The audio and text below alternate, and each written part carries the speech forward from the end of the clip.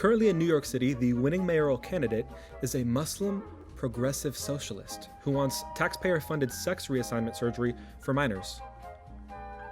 Let's discuss. Before we get into that, let me introduce myself. I'm Mal, and this is my project called Crash Files. I'll be posting music, art, video projects under this name. I have no credentials, but who trusts credentialism these days? Credentials do not guarantee integrity, and many lies come wrapped in authority. Oh, you're feeling sick? How about you ask Biden's assistant health secretary for some advice? The queen of health. If they were trying to scare me into becoming healthy, it worked. Anyways, let's dive right in. New York City has been enamored with this Zohran Mamdani figure, but do they really know him? I think in today's climate, especially with social media, the loud, theatrical, emotional, forever revolution type of candidates are boosted, funded, while the better candidates go unnoticed.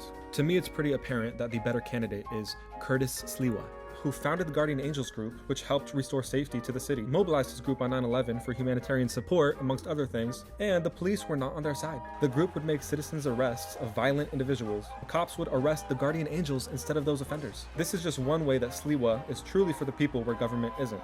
These Guardian Angels, I find them to be a very courageous group. I'll be comparing him to Mamdani a few times in this video. Let's start off strong with law enforcement.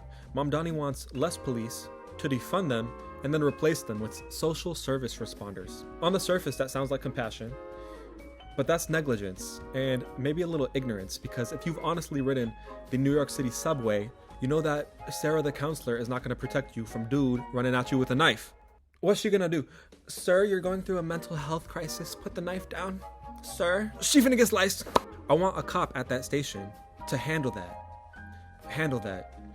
Lay that dude flat, do the world a favor. In the big 2025, getting on a train in America shouldn't be life-threatening. This is my video from the Atlanta subway literally the other day. I mean, come on, dudes with skull hoodies covering their faces, dressed in all black, and not getting on any trains. I carry protection on the train. My life is worth so much more than to lose it to some bum. Anyway, not only does Mamdani want less cops, he wants... Let me get a drum roll, please. Violent offenders back in the streets, and I'm not even joking. In 2019, Mamdani voted for a bail reform law that explicitly removed a judge's authority to detain someone based off them having multiple open cases or being considered a public safety risk. That reminds me of the tragic Irina case this year. Let me be clear. People with open cases of assault, aggravated harassment, burglary, theft, drug possession like fentanyl, identity theft, hit and runs, the judge has to let them free under a cashless bail, under their own recognizance, meaning they promise to come back to court. Yeah, I totally trust these people's integrity. Side note, you know what's funny?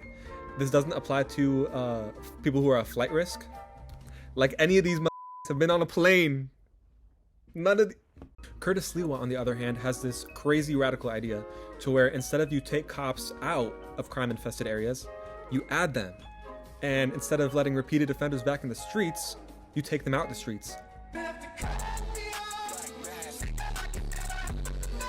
Every time cities weaken policing, Portland, Minneapolis, New York City itself in 2020, crime surges, and poor communities are affected first, every time. Dive in with the fact check with AI, and it says, correct, no city on earth has sustainably reduced its number of police officers and seen crime fall long-term as a direct result of that reduction.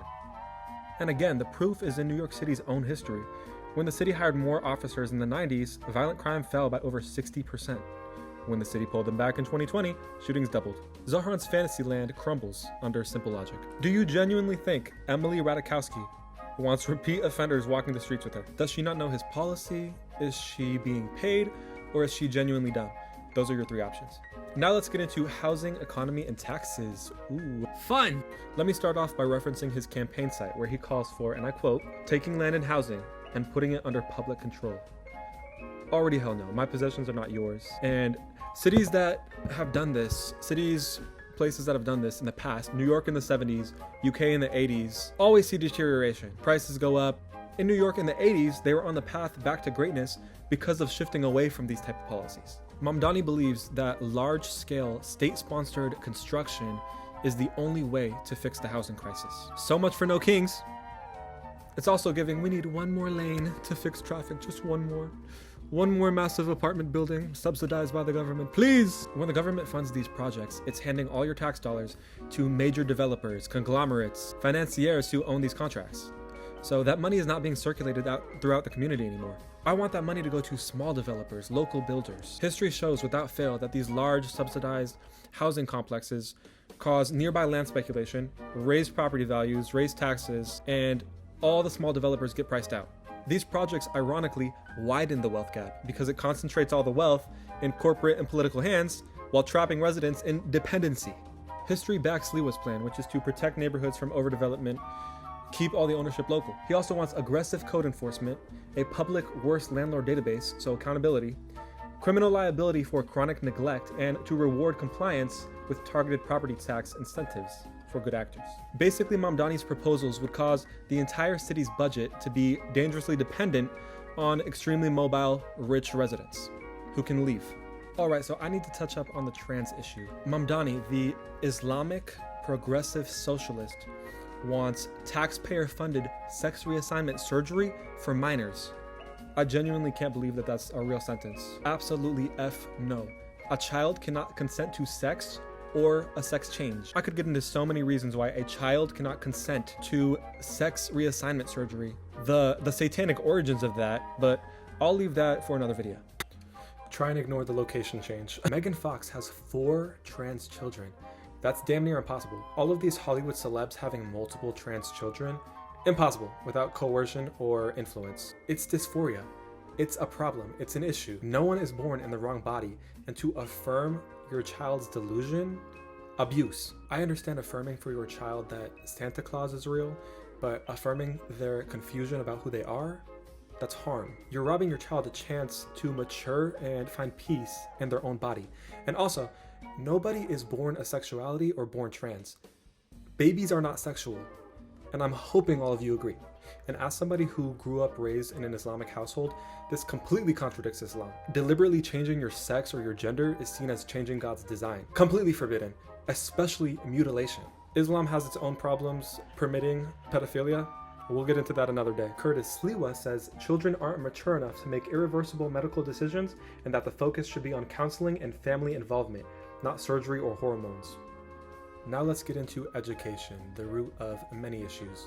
Sliwa has a classic plan, focusing on literacy rates, problem solving, the scientific method, basically teaching you how to think, not what to think. Mamdani's stance looks more like endless bureaucracy sold as reform, and as quoted, he's focusing on justice and equity in the classroom. Justice in the classroom? Can somebody call Superman? His stance is ideological. Mamdani also wants free daycare, and I know we all want free things. To me, this just looks like handing your kid over to the state. Turning child rearing into a government program instead of doing everything in your power to incentivize mothers to stay home with their children is wrong. Wealthy families are still going to choose private daycare, etc., while low-income individuals are going to be funneled into these overcrowded state-ran operations that never work. We've already seen this with New York City's pre-K rollout, where the test gaps widened. This reminds me of California spending tens of billions on fighting the homeless issue, just for homelessness to get worse. It's also expensive. The pre-K rollout already cost New Yorkers billions per year, and adding infants to that would just multiply that several times over. And tax the rich is not going to work, y'all. Last point about education. Mamdani wants to get rid of specialized programs in school, like tag programs, etc., because apparently they're racist. Eek, aren't you being racist by saying specialized programs would benefit certain races more? If we completely reduce our schools down to one curriculum and form that curriculum based off of the lowest performer, then all the other kids are chained to that lowest performer. That's not fair.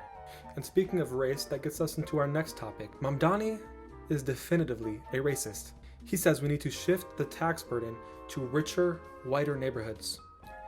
That's a racist statement. There was no reason to mention race. He's tying taxation to race instead of income. That implies racial collective guilt. Where is the unity in that? I think that the left many times are racist without realizing, like DEI for example. DEI will always end up discriminating against the non-targeted group. We already have equality. You can't lift a race past equality. That would be inequality. Hello? We're going to lower the bar to entry for black people, that's really what I have a problem with. DEI quite literally creates division and then also a lack of trust. If someone is brought up through the ranks at a flight academy, that directly implicates my safety.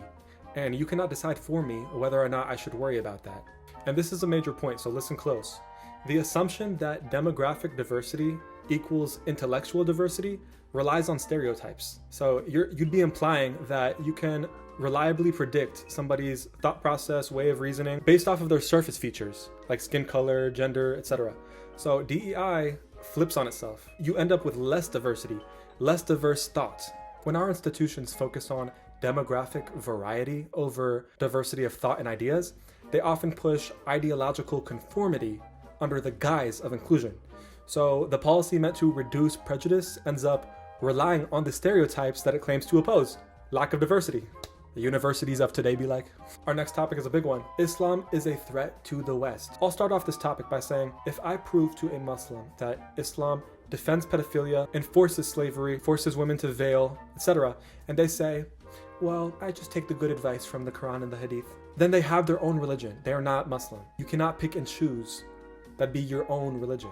If you don't believe the Quran and the Hadith, you are not Muslim. That is the first requirement of being Muslim. I'm just being definitive here, okay? That being said, Zohran Mamdani is not a Muslim. And don't come at me with, well, you can't decide that for somebody. I just did. Muslim progressive socialist does not exist. That's a contradiction. Like, yeah, I'm a black progressive KKK member. I'm a queer Marxist for the Taliban. Like, no. When he was asked to denounce Sharia law, he flips the question and asks what it is. So, your father is a world-renowned Islamic author, and you can't advocate for or deny Sharia law? You just don't even know what it is? Sharia law. What is Sharia law? You denounce it though. I'm asking you. I am running. I know. If you're going to run for mayor, you have to denounce it. Do you denounce it? What is Sharia law? Also, this is funny, just pointing out from one of his dad's books. He said that suicide bombers should be recognized as a category of soldier, and that it should be understood as a feature of modern political violence, rather than stigmatized as a mark of barbarism. My fault to all the suicide bombers out there, I didn't mean to stigmatize you. Although he does outwardly contradict Islam, he does promote and hang out with some strange individuals. When he was gaining traction, one of the first big podcasts he jumped on was Hassan Animal Abuse Piker. America deserved 9/11, dude. Fuck it, I'm saying it. Zohran also posted a photo with and praised Imam Siraj. Every day they would go to school and they put an American flag in front of these little babies, Muslim babies. I pledge allegiance to the flag of the United States of America and to the republic for which it stands. Bullshit! The horror Muslim babies have to endure the American flag. Siraj is also very anti-LGBT, you know, consistent with Islam. I could make a whole video about that Imam Siraj, but we'll do some more Islamic discussions in some other videos. Don't think I'm just targeting Islam. Judaism is also a threat to the West, and I'd argue a greater and more measurable threat to the West than Islam. Judeo-Christian values do not exist. That's another contradiction. Read the Talmud if you'd like to know about that. We all know that Mamdani is winning because he's opposed to Israel. The standards are low. We're coming up on our last topic of discussion here, which is Zohran isn't who you think he is. He frames himself as a working class socialist, grassroots donors type of guy who grew up in New York. He mentions the pain of rent, when in reality, he's never struggled a day in his life. He grew up wealthy in Uganda, attended private schools. His mother is a wealthy Bollywood filmmaker, one of the most successful and internationally recognized directors to come out of India. His dad is one of the most influential African scholars and authors of the last half century. Zohran employed heavily armed guards to patrol the perimeter of his family's waterfront compound in Uganda for a wedding and circled the property with barbed wire. He even chose the option of having a phone jamming system installed. I thought we didn't believe in borders or police. Why didn't he hire a social service responder to take care of the border of his wedding? Why is he playing country squire over there and then socialist over here? I truly do not get how people fall for the eat the rich rhetoric coming from people like Zohran Mamdani or Hassan Piker, for example. Eat the rich? Get on my plate then, because you make up the top 0.1% of wealth in the US. What are you talking about? And speaking of wealth, Zohran Mamdani is a George Soros puppet. Over the past few years, George Soros' Open Society foundations have funneled tens of millions of dollars into the WFO, a major progressive political network This organization then endorsed Zohran Mamdani as its #1 candidate for New York, providing him mobilization and campaign support. So much for billionaires shouldn't exist. Although Soros is pretty sneaky with his campaign funding, his former Open Society Foundation's president, Patrick Gaspard, now at the Soros-backed Center for American Progress, quietly advised Mamdani behind the scenes. Gaspard met with Mamdani and City Comptroller Brad Lander at a Midtown restaurant to broker a cross-endorsement deal aimed to sideline Andrew Cuomo. And here's a quote from Curtis Sliwa. Mamdani doesn't want to get rid of billionaires. He only wants to destroy the ones who don't bankroll his radical agenda. If you were George Soros or part of the far-left donor class, you get a free pass and seat at the table. That's exactly what's happening here. And then we have Chinese Marxist tycoon Neville Roy Singham's niece, Alicia Singham Goodwin, serving as political director of a lefty nonprofit, Jews for Radical and Economic Justice, which in January launched Jews for Zohran. So is this a foreign psyop in plain sight? Because why are Chinese Marxist billionaires funding Jews for Zohran? Asra Nomani, an investigative journalist, concocted this photo right here. This is the Mamdani machine, all of his funding. So 110 groups, 21 Democratic National Committee groups, 33 Democratic aligned organizations, 30 Muslim and South Asian organizations, 22 Democratic labor unions, and a grand total of 4 socialist aligned groups. It's looking a lot more democratic than socialist to me. Mamdani's rise is not grassroots. It's engineered by major Democratic Party arms, foreign-influenced and ideological-backed groups, and major labor unions who operate like corporate lobbies themselves. And these multi-million-dollar entities are tied to the same developers and financiers who are shaping New York City's education and housing already. So this is not decorporatization like Mamdani preaches. These Muslim groups who fund him, which is identity-based lobbying, goes completely against his framing of being unifying, post-identity, intersectional. He's allowing identity-based groups to compete for influence instead of saying no. Many of his partnered organizations operate internationally, meaning global NGOs are going to be shaping his policy choices instead of New Yorkers. His Power to the People campaign is effectively power to the global advocacy groups. That's insane.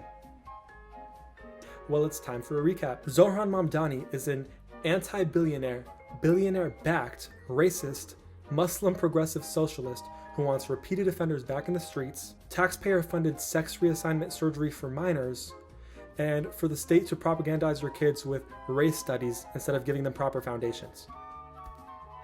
It looks like we have our candidate, guys. So am I just crazy? Is this just some nice guy offering us some free things, offering us equality and equity? We came here to remake this state in the image of our people.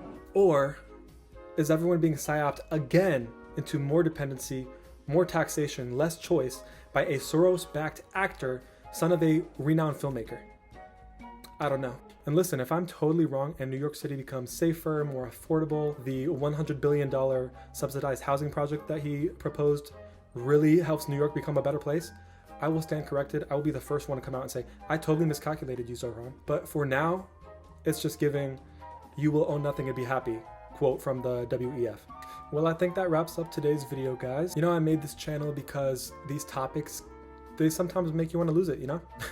And I feel like there are so many more people out there who just see right through the brainwash, brain rot, brain slap. That's my dog key, sorry. I would love to hear y'all's thoughts in the comments, agreeers, disagreeers especially. Anyways, see you guys soon.